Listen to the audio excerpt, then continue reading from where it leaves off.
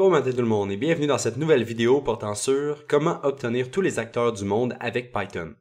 Il y a trois principales façons d'obtenir les acteurs dans le monde. La première, en se servant de la sélection, la seconde utilise la classe des acteurs que nous voulons, et la troisième utilise les tags des acteurs. Dans mon cas, comme je trouvais ça utile de pouvoir combiner les différentes fonctions, j'ai créé un wrapper autour de ces trois fonctions.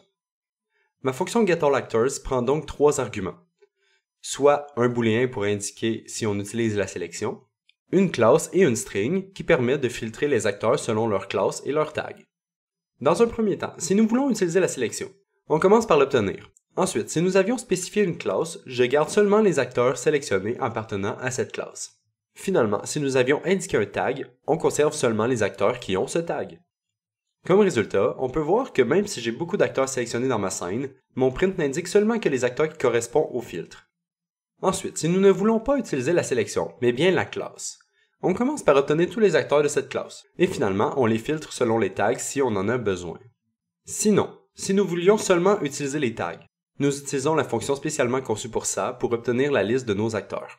Finalement, si nous n'avons rien précisé à notre fonction, le dernier cas va retourner la liste complète de tous les acteurs dans le monde. Pour ce faire, il ne suffit que de demander à Unreal de nous retourner tous les acteurs qui sont des acteurs. Avec cette fonction, il est donc maintenant possible d'obtenir une liste précise d'acteurs en utilisant une seule fonction. Voilà, c'était tout pour cette vidéo, je me remets au travail et on se retrouve dans la prochaine.